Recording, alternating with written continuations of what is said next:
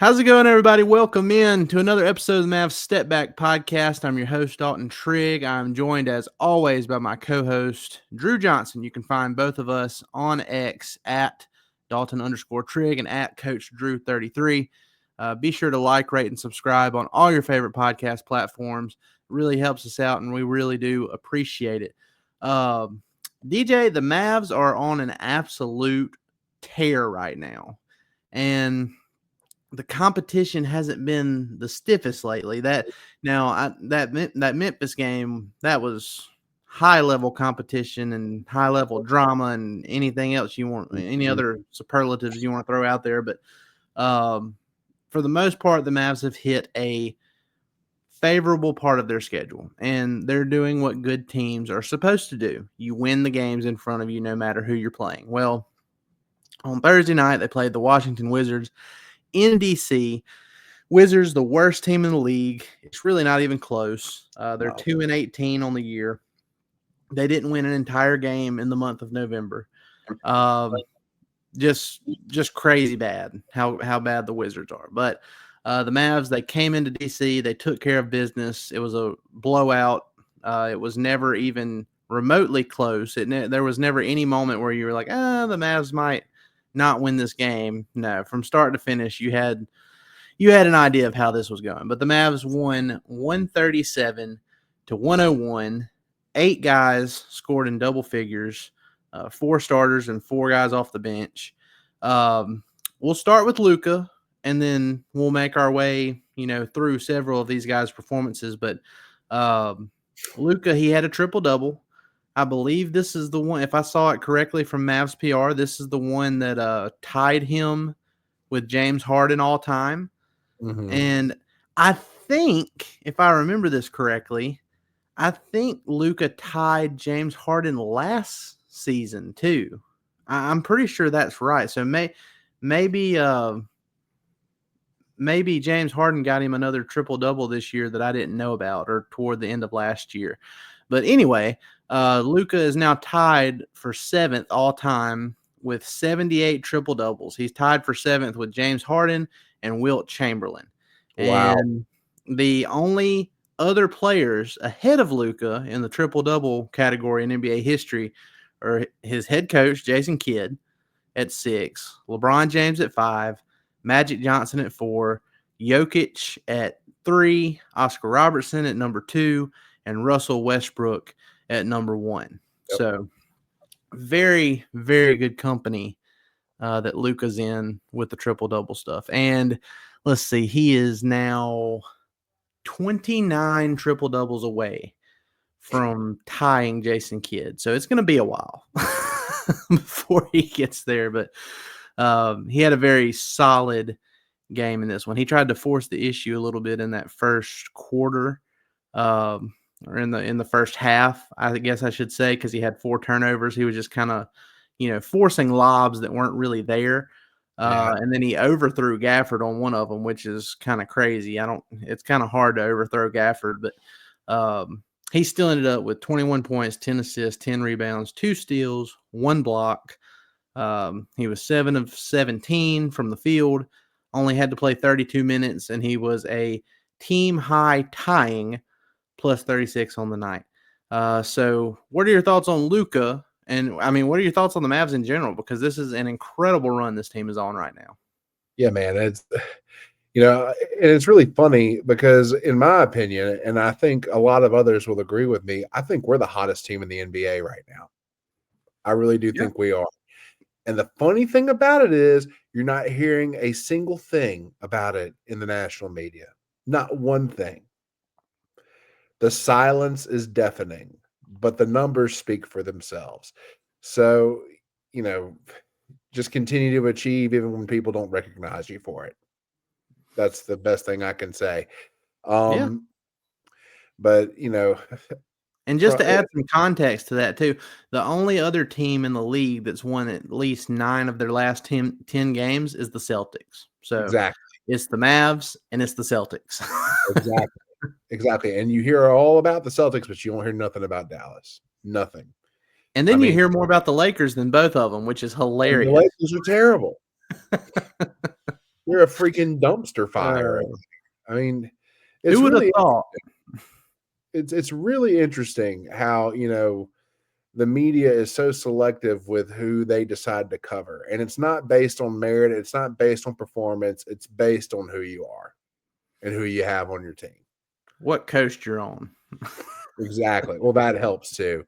But I also think that it really helps who is on your team. Look who I have. Did you see Yeah. that? What? You didn't see the cat? Oh no, I didn't see. I was looking at the standings there. I guess I'm gonna have to look at that later. She was on my shoulder, saw the screen, and flipped out. Nice. Anyway, yeah, that's the one that we had to take It's to always the. it's always nice to have a Mavs cat appearance. That's the one that stunk so bad the other night. We had to take her to the vet and figure all that mess out. But I'll spare you all the details. It was pretty gruesome. Anyway, But yeah, it's Mavs and Celtics, and that's kind of the vision that Nico Harrison had when he put this roster together. It's you're competing against the team that kicked your butt in the finals, and it really wasn't even that close. One could argue if Luka didn't get not suspended, if he didn't get fouled out in that game 3, it could have been 2-2 going back to Boston, and then you never know what happens from there. But woulda, coulda, shoulda. They lost in 5 games, so. What did they do? They went out and they got Klay Thompson and Quentin Grimes and Najee Marshall and Spencer Dinwiddie, and every one of those guys has had a major impact on the early stages of this season. Now, what's funny to me is that I'd almost argue that Klay has had the least impact of those players so far, just because he hasn't reached his offensive potential, what we know he can do with this team. So that's encouraging. I mean, that's not a dig at Klay. That says more about how Najee Marshall and Quentin Grimes and Spencer Dinwiddie have played than it is, saying anything bad about Klay. But I mean, even though the Mavs have won now, let's see, 10 of their last 11 games, if you're looking for something where it's like, okay, where can they improve? There's lots of areas where they can improve. And one of them is Klay really getting his stride, hitting his stride as we get into the latter of this calendar year, and then going into January and through the second half of the regular season. But it was good to see Klay hit the majority of his threes in this game. He had 11 points and he hit 3 of his 5 threes. So his overall field goal percentage hasn't been there. Sometimes I think he tries to do too much because he wants to prove like, hey, I'm not just a catch and shoot 3-point guy. But I mean, let's be honest. That's where he's gonna make his mark the most. Especially when Luka and Kyrie are on the floor with him all at the same time. So what are your thoughts on Klay? I mean, there's some people that, and I want to address this too. Sorry, I'm going on a rant here, but I've seen in previous games, there's been several people on Mavs Twitter that have kind of hinted at the idea, oh, it looks like Klay's moping. And I just don't see it. I mean, he's naturally a chill guy. He just has that nonchalant kind of body language, how he moves around. That's how Klay's always been. There's nothing moping about him. Like when he was he had a minutes restriction the other night against Memphis. So he only played 20 minutes. So he didn't play for the last 8 minutes of that fourth quarter. And with every big bucket, whether it was Spencer Dinwiddie or PJ Washington or Luka, whoever was out there and hitting those big shots, Klay was jumping off the bench. He was ecstatic. Yep. So I mean, I don't, there might be times where he'll miss an open shot or, something happens where he's disappointed in himself in a brief moment, but he's not moping about not getting the ball or not playing a certain amount of minutes. And he's on a minutes restriction right now because of that plantar fasciitis or whatever. He only played 21 minutes tonight. in DC. So, that's my rant. People need to chill out, trying to overanalyze and, be body language doctors and, try to make something out of nothing, because Klay is fine. He has been a very big positive for this team overall. And that's without him living up to what he could be offensively and what I believe he will eventually be offensively before this season is over. So, what do you think about Klay tonight, and what do you think about him going forward?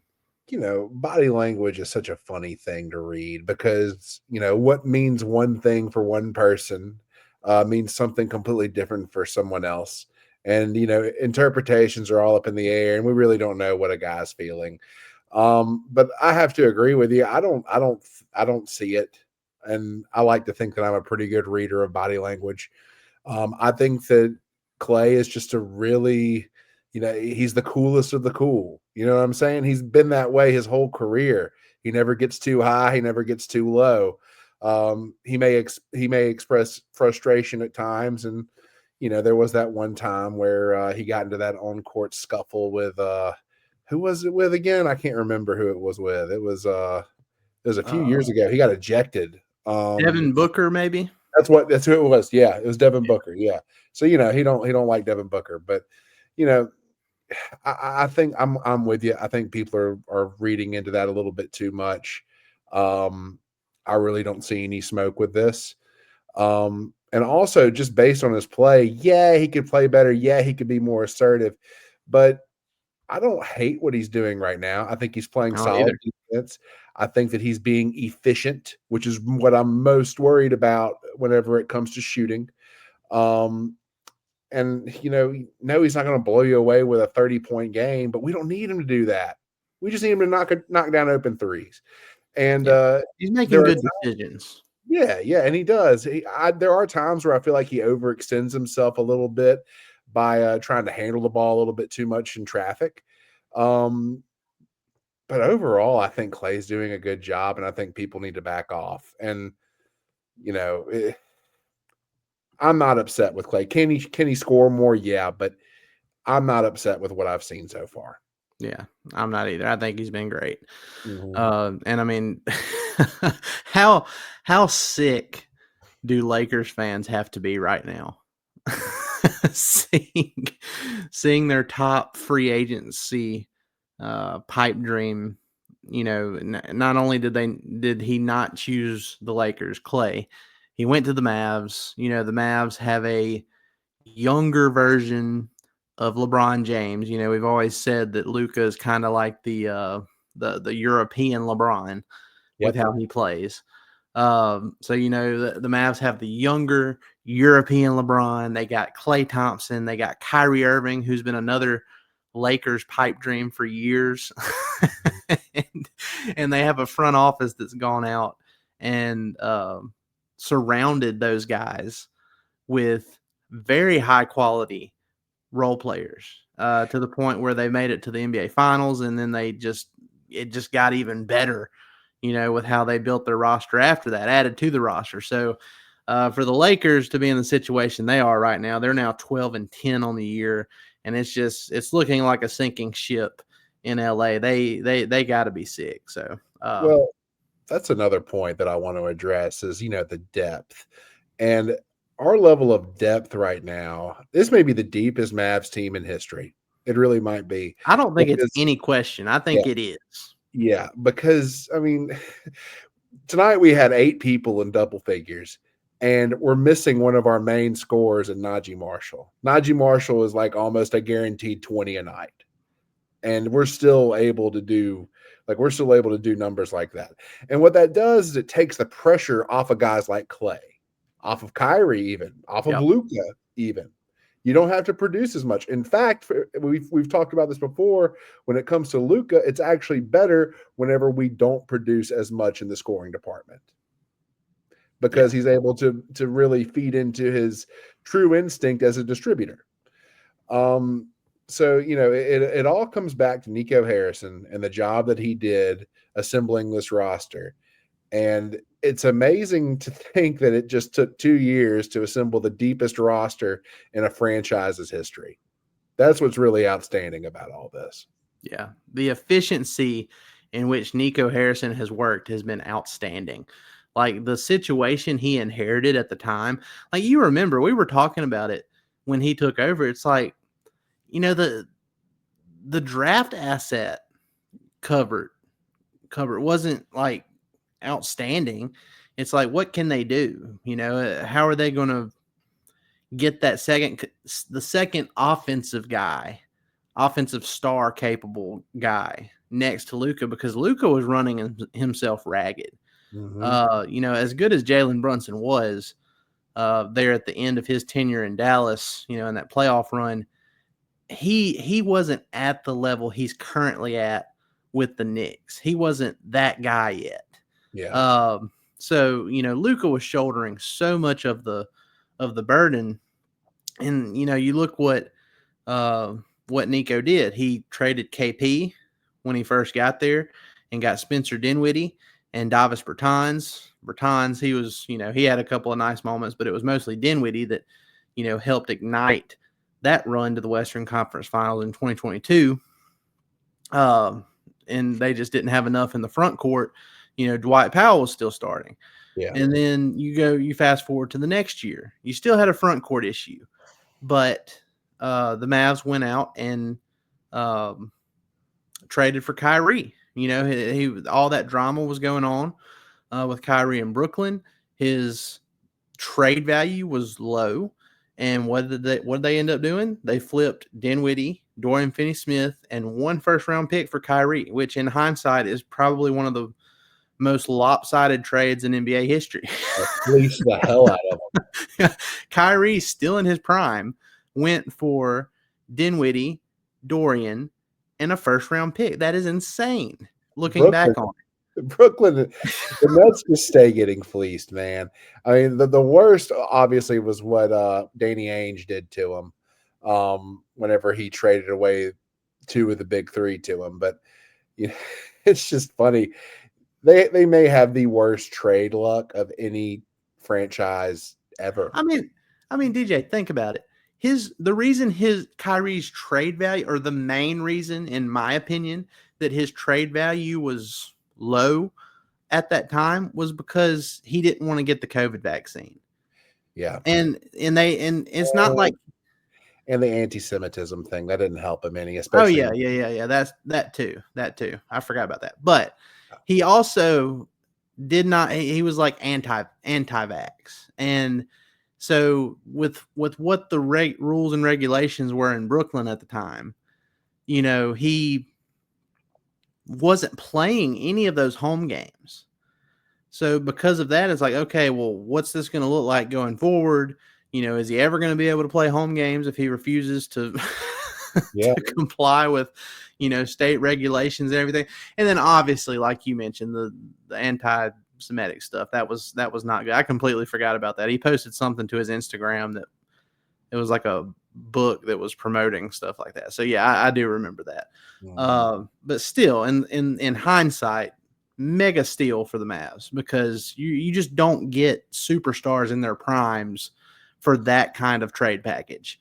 And he's been perfect, since being in Dallas as far as that stuff goes. Now, obviously, he didn't show up in the NBA Finals, and he owned that. But other than that, he has been unbelievably good on and off the court. And then, it's like, okay, well, they finally got the star next to Luka that can help shoulder the load, so to speak. Then you go out and you get PJ Washington and Daniel Gafford. And then that ignites another run. And then you end up getting to the NBA Finals and lose. And obviously, we already talked about what they did this past summer. We've talked about it so much. People are probably sick of hearing about it. But, I mean, we can't praise Nico Harrison enough for the buttons he's pushed so far in his tenure as Mavs GM. And there's one more tweak that he needs to make. And we're going to talk about this more and more as we get closer to trade season. But, we've talked about it before. The Mavs do need to do something to address the backup 4. There's one guy we watched tonight on the Wizards who you and I both are looking at now, and he's probably going to skyrocket to the top of our list as we get closer to the trade deadline. But we got to pay a few bills, and we're going to talk about it on the other side of this. So y'all stick with us. What's up, y'all? We're taking a quick break to tell you about PrizePicks. PrizePicks is America's #1 daily fantasy sports app with over 5 million active members. PrizePicks is the easiest and most exciting way to play daily fantasy sports. Unlike other apps, on PrizePicks, it's just you against the numbers. All you do is pick more or less on 2 to 6 player stat projections and watch the winnings roll in. You can now win up to 100 times your money on PrizePicks with as little as 4 correct picks. Want to play PrizePicks alongside Drewski, Joe Budden, and MMA champ Sugar Sean O'Malley? You can now find community plays under the promos tab of the app to view entries from some of the biggest names in the PrizePicks community each week. Download the PrizePicks app today and use code STEPBACK to get $50 instantly when you play $5. That's code STEPBACK on PrizePicks to get $50 instantly when you play $5. You don't even need to win to receive the $50 bonus. It's guaranteed. PrizePicks, run your game. All right, so Mavs need a backup 4. Nico's done a great job at each trade deadline he's been a part of since being Mavs GM. We've mentioned some names on previous pods. This is a name we haven't mentioned, and it was very intriguing to see him play against the Mavs tonight. And you couldn't help but wonder, like, maybe this is, what's the, like, he's performing for the Mavs. What's the word I'm looking for, DJ? I'm blank. An audition. Yes. Yeah, that's it. A tryout. Yeah. It's like he was auditioning, in my opinion. But it's Marvin Bagley III. So, famously, he was in that same draft with Luka in 2018. The Kings decided to go with Bagley at number 2, which allowed the Mavs to trade up to number 3 and get Luka. But look, if you're looking for a backup 4, you could do a lot worse than Marvin Bagley because, I look at what he did tonight. He had 16 points in 24 minutes. He had 8 rebounds, 2 steals. He was a -12, which if you look at some of these other guys like Malcolm Brogdon being a -29. And I mean, I don't want to talk too much about plus minus because it's a 36-point win. So obviously all that stuff's going to be skewed. But,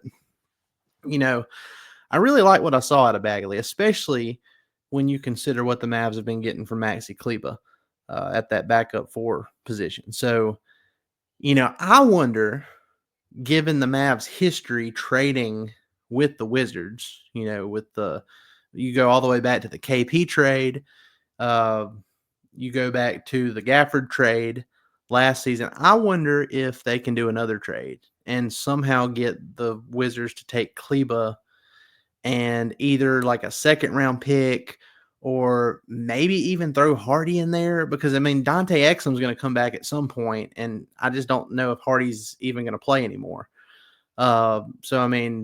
Maxi and a second-round pick or maybe even Hardy for Marvin Bagley, that works financially. Would you do it? What's interesting about Bagley is he had all this upside coming out of Duke. And, he's only 25 years old, so you have to think that there's still something left in the tank. But you look at these stats from years past, his whole career he's averaged 12.5 a game, right? Do you know what his average is this year? It's really shocking. I have no idea. It's 3.2 points per game. And they've only been playing him 5.4 minutes a game. What the hell are they doing? They're tanking for Cooper Flag is what they're doing. Yeah, well, that might not be. And look, if that's what they want to do, DJ, then I have a great Maxi Kleber trade for them. Maxi Kleber can be the Wizards' new tank commander if they want him to be. Boy. Yeah. he would be a great tank commander. Well, Okay, well, that makes a lot of sense. But no, I think Marvin Bagley could bring a lot off the bench. If anything, he's got an incredible motor. He's going to hit the glass hard, which has been a point of concern for us in the past. He can stretch the floor a little bit. He can handle the ball a little bit. Really good rim to rim athlete. Um, for whatever reason, he hasn't become what we all thought he was going to become coming out of Duke. But we don't need him to be that on this team. We just need him to come off the bench, bring tremendous energy, get some boards, get some second chance points, and just bring a spark. And I think that he would definitely do a better job of producing than Kleber would. I would hate to throw Hardy in that trade, but I'm also greedy. Uh, but no, Yeah, I love the idea. I love the idea of bringing Bagley in. I'm looking at this and I'm with you. I don't know. I don't understand what the Wizards are doing here. He's playing 5 minutes per game so Yeah, far this season. And like you said, he's averaging 3 points a game. I'm looking at his per 36-minute stats: 21.6 points, Oof. 13.9 rebounds, one steal, half a block, 1.5 assist, and shooting 50% from the field. What are they doing? I think what you said. I think they're just tanking super duper hard. But honestly, dude, looking at this, if this is what they're trying to do, like if they're like benching him for the sake of losing ball games, they are for sure in asset acquisition mode, which means to me that they're going to look to trade him for, something that they could maybe use in the future. So we're not getting out of this. We're either going to have to give him Hardy, or I fear we're going to have to give him a first rounder. I really am afraid of that. I don't know that a Yeah, second and round is going to do it. I mean, if that's the case, you give him Hardy, in my opinion. Yes. Yes. And You give I'm him still not Hardy. sure if they do it. I don't know that Yeah, they do it. I really don't. yeah. But With the draft that's coming up, you get, even if the Mavs are picking between 25 and 30, you give them Hardy, and then you take yeah, that late first round pick in this particular draft, in my yeah, opinion. DK, you So, better not get rid of that draft pick. but yeah, I think Bagley would be, and look, he has his defensive limitations, but I think if you're looking for a backup four who can produce, and I think he would be better defensively if he was surrounded by better defensive players, which is what the Mavs have. I think Right. you would see a situation like we've seen before, with Gafford and Dinwiddie and PJ Washington. Like who thought that PJ Washington would be a first team all defensive candidate when he was in Charlotte? Nobody. Nobody thought that. Like, he had his moments, but nobody thought that. But then you put him in an environment like Dallas and all the players that are around him now. And that's, he's in that mix now. So, you can take guys like this and, I don't want to say PJ Washington and Gafford and uh, those other guys were reclamation projects, but you can take guys like that and maximize them in a better situation. And I think that might be, what Bagley needs. And if that does happen, man, how sick will Kings fans be? Oh my God. not, not only did you skip out on Luka, but then, the Mavs end up with the guy that you took instead of Luka and made him serviceable. So Yeah, and it's not to say that Bagley isn't serviceable. I mean, you look at his production over the years. I mean, you don't average double figures in the NBA over the course of your career, and as a slouch. Like he is no slouch. He is no lame duck. Like the guy can play. Like you said, he does have some defensive limitations, but also he's not James Wiseman. no, but he also has tools to where I think he could actually be pretty solid on that side of the floor. I mean, he's got pretty good lateral movement. He's pretty solid in terms of athleticism. I think his length could be better. I can't remember what his wingspan was, but I seem to remember that being a cause of concern whenever he was drafted. I'm sure I could figure out what his wingspan is, but anyway, I think he would be a really good acquisition, but I don't think he's worth a first round pick. So whenever I make that phone call, it's Maxey and Hardy, take it or leave it. Bagley's wingspan is 7'1". That's pretty good. That's pretty good. So Yeah, I think he's got the tools to be a pretty serviceable Let's see, defensively. just out of curiosity, let's see what Maxi Kleber's wingspan is. It's probably pretty okay. 6'10". Oh, So Jesus. he's not I thought it really. was better than that. He's like slightly in the plus. Yeah. Yeah, he's like an Ugh. inch. He's like an inch in the plus there. So yeah, I'm all for this. Let's get Yeah, let's go Bagley. but Uh, not for a first-round pick. We do not give up a first-round pick in this draft. and look, I understand people will listen to that and say, no, why in the world would the Wizards do that? Just because they're tanking, they're not going to give up a guy who's still, who in theory should just now be hitting his prime years. For a guy who is over the hill and still has 1 year left on his contract after this season. But I would counter that with one, the Mavs could give them some value. Even a second round pick in this upcoming draft is going to be more valuable than your typical second round pick because, like I said, it's the double draft, so to speak. Mhm.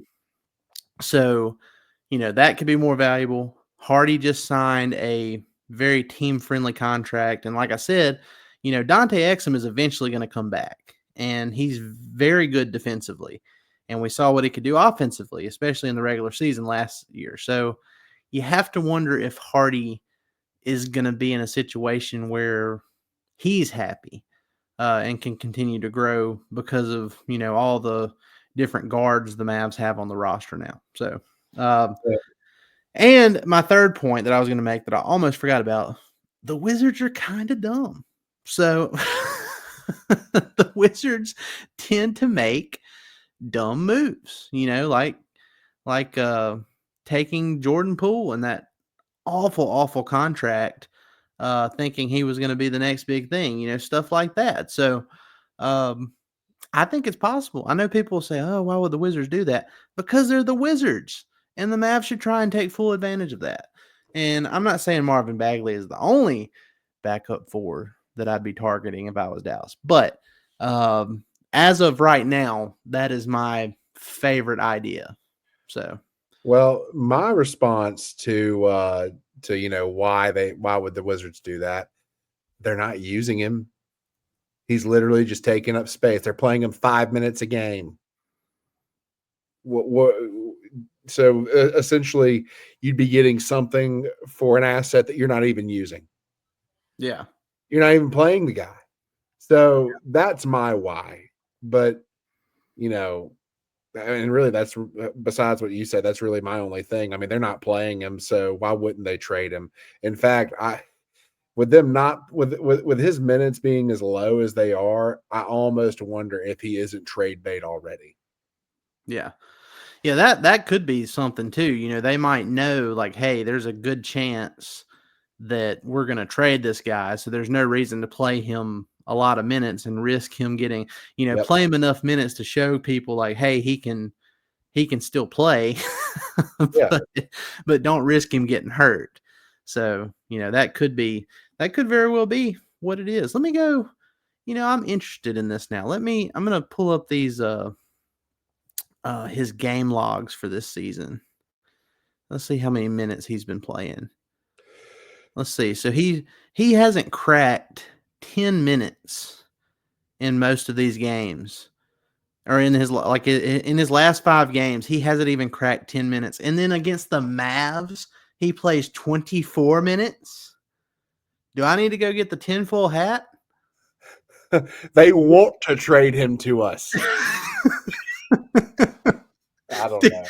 That might be a little much, but it's. I mean, man, that's crazy. No, dude, I'm looking at it right. I'm looking at every game he has played this season before tonight against the Mavs. He has not cracked the 10-minute mark in any game he's played in for the Wizards this season, except for tonight. And he played 24 minutes against the Mavs in a 36-point blowout. are they missing anybody? Who's on their injury reserve for them? I don't know, but 24 minutes. 24 minutes after he hasn't cracked 10 all season. And okay, well, that's my conspiracy for the night. So for those of you listening, enjoy that because there will be more to come. Oh, I feel like I just discovered something here. So if Bagley ends up being a Mav, there you go. You heard it here first. Yeah, you heard it on Mav Step Back. Give us our credit. Yeah. No, I don't care. The funny thing is, I did that with the Spencer Dinwiddie KP trade too. I don't know if you remember that, but like literally the pod that I think Matt was still doing the pod with me then, but like 2 days before the trade deadline, I was like, you know what would be really, it seems like it would be a fair trade at the time, and I was like, if we traded KP for like Spencer Dinwiddie and Davis Bertans for. Because that was one that matched salary wise, and then it happened, and I was like, "Oh!" So, random note here before we talk about some other things. We're going to move away from the trade stuff and talk about some other performances in this game. But the Golden State Warriors are currently beating the Houston Rockets by 6 at halftime of their game. So, if that holds. The Mavs will be a half game. Well, hold on. I think they're already a half game. Yeah, they'll be tied with the Houston Rockets with a 15-8 record if that score holds. So, they're still 2.5 games back of the Thunder, but they hold the head-to-head with the Thunder too, and they have another game coming up against them Tuesday in the NBA Cup quarterfinals. So you have a chance to make up a full game in that one if they end up winning. But okay, DJ. So I want to talk about a few more things from this Mavs Wizards game, and then we'll take off because I'm sure people are tired of this going down the rabbit holes and getting off script here. But two former Wizards that we've mentioned several times throughout this pod already, Spencer Dinwiddie, Daniel Gafford, had great games against their former team off the bench. So Dinwiddie, he hit 4 of 5 threes to go with 4 rebounds, 2 assists, 1 block in 23 minutes. Had 12 points in those 23 minutes, was a plus 21 off the bench. Gafford in 19 minutes off the bench, 16 points, 7 rebounds, 2 blocks, 6 of 9 from the field. In that second half, DJ, Daniel Gafford was treating the Wizards like I used to treat my younger brother Kendall in high school when we would play basketball in the driveway. And I was like 17, 18, and he was 8 years old. That's how Daniel Gafford was treating the Wizards in the second half. I think Mark Followill on the Mavs broadcast put it best when he said that it was just like he was swatting gnats in the paint. Luka would just throw the ball up to him, and it was just like he was just, get off me, just swatting these little gnats away from him and getting an easy layup or getting fouled and making his free throws. So very good duo performance from those two off the bench. What do you think about Gafford and Dinwiddie and really the Mavs bench production in general? I saw it coming, honestly. Gafford's a super competitive guy. He's going to go after his former team. And, honestly, I bet the Wizards are freaking sick for pretty much giving him to us, which, they pretty much did. But it's like you said, change of scenery. Environment. Good. Yeah. It's not about the plant. It's where the plant's growing. So he's really taken off since he's gotten here. But again, look what's around him. And the whole offense is catered. I don't want to say catered to him, but it's tailor-made for players like him to excel. So, I'm not overly surprised about it. And Dinwiddie, he has his flaws, but overall, I think he's been excellent off the bench. He's been an incredible spark plug. Tonight was no different. He's just, both these guys are incredibly solid, and they're just another part of what is our depth now. there's something really special about seeing a player recapture his confidence. Mm-hmm. And it's been so nice to see Dinwiddie do that. You know, the same magic we saw from him in 2022. And then, 2023 was a little bit different because that year started out without Brunson. So it was basically just Luka and Dinwiddie. And, you didn't have the three-headed guard monster. The dynamic didn't work the same way. They ended up trading him to get Kyrie. Now you got him back, and you have a three-headed guard monster with Luka, Kyrie, and Dinwiddie. And it's working just like it did with Brunson, Luka, and Dinwiddie.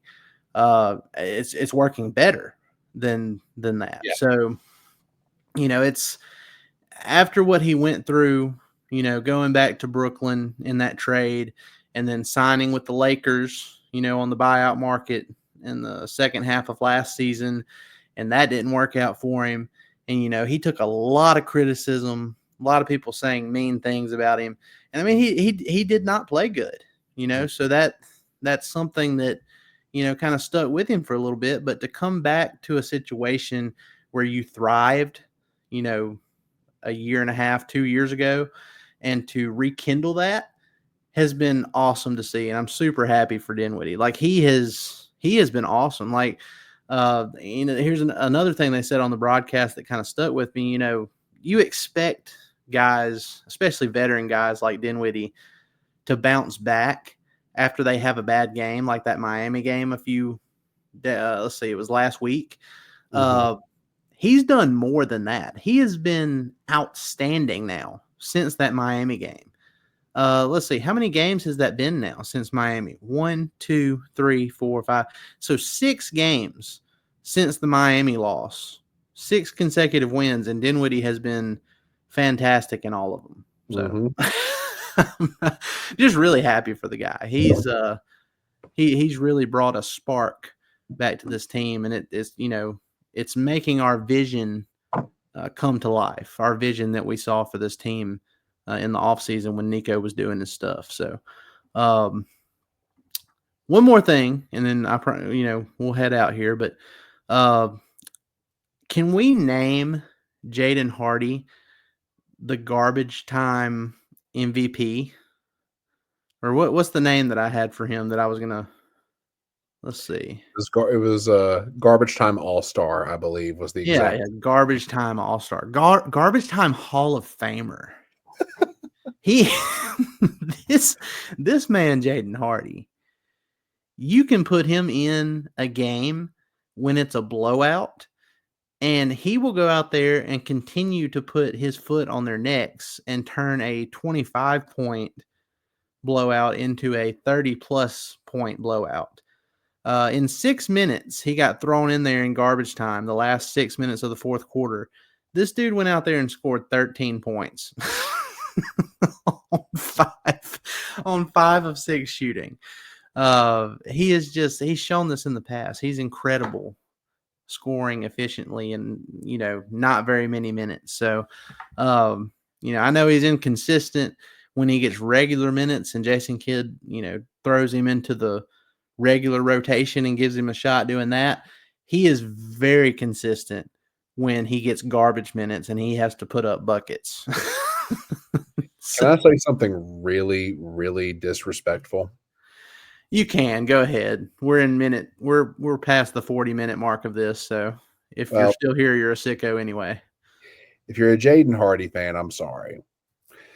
So you know how we said that maybe Marvin Bagley was auditioning for the Mavs? Do you think that Jaden Hardy was auditioning for the Wizards? Because let's be real here.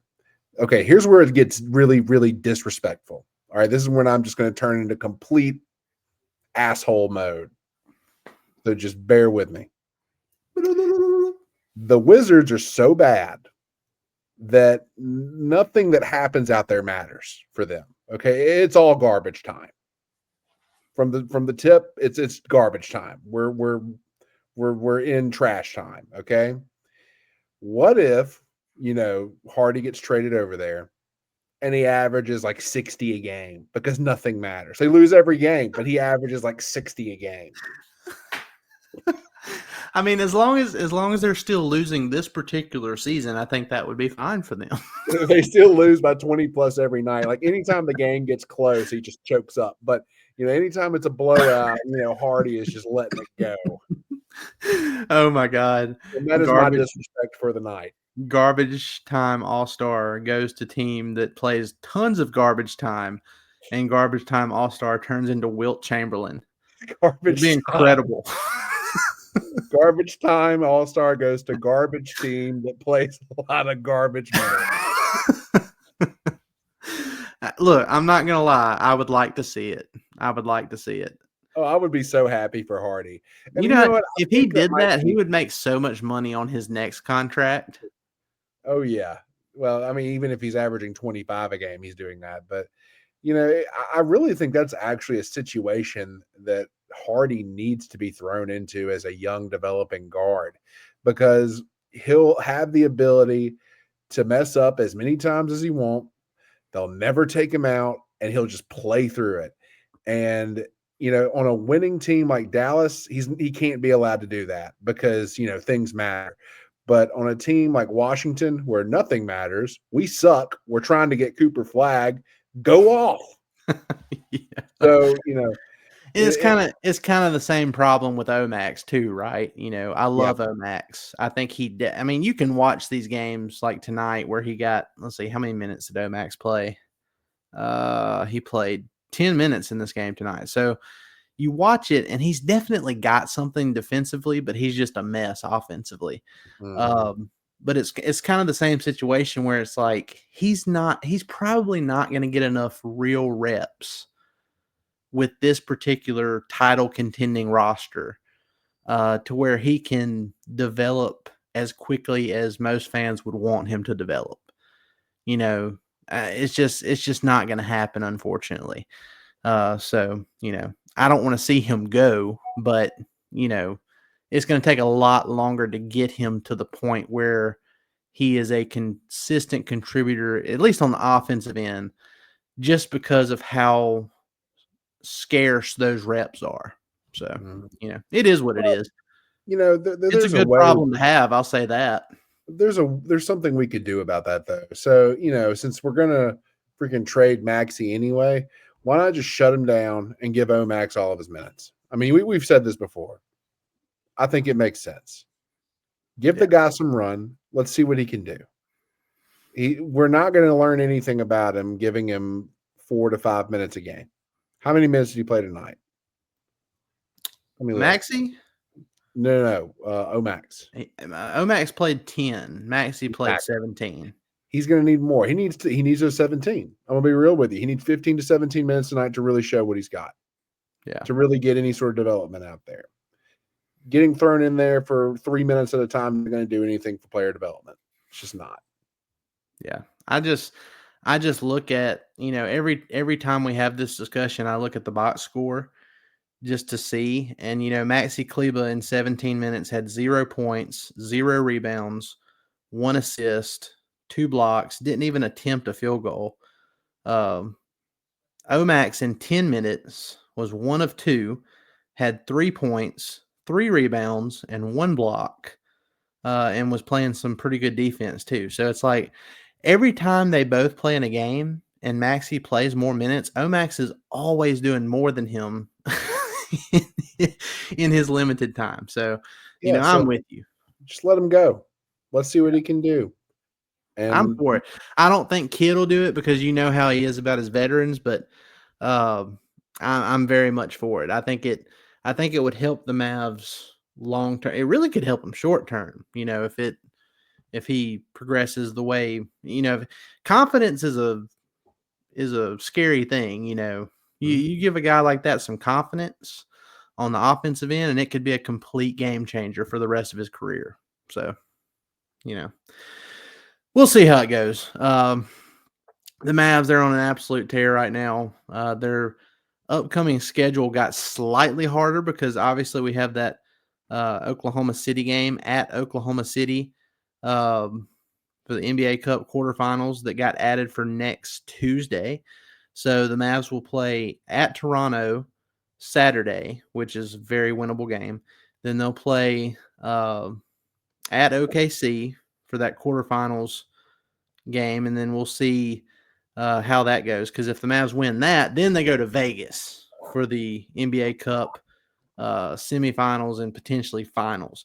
So there might be 2 more games in between. In between, this little lull in the schedule that we didn't think about when we were talking about the schedule last week. But so as of right now, it's Toronto, OKC, and then go to the West Coast, play the Clippers twice, and then you play Portland, and then the Minnesota Timberwolves on Christmas Day. So, man, it's looking up for the Mavs. And I know people feel a certain way about this NBA Cup stuff. It's pretty cool though. I mean, each player gets like an extra $500,000 if they win the whole thing. Yeah. I think that's right. So, for like say the two-way guys on the roster, like Jazzy and Gortman, that's like a game changer for him. Yeah.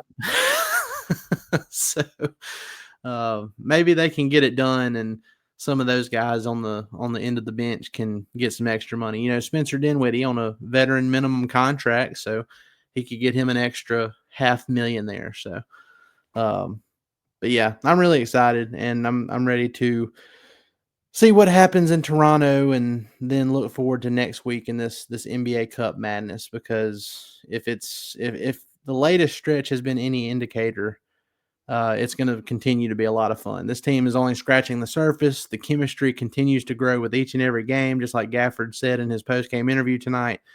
And I'm thrilled. I'm very excited. It's a very exciting time to be a Mavs fan.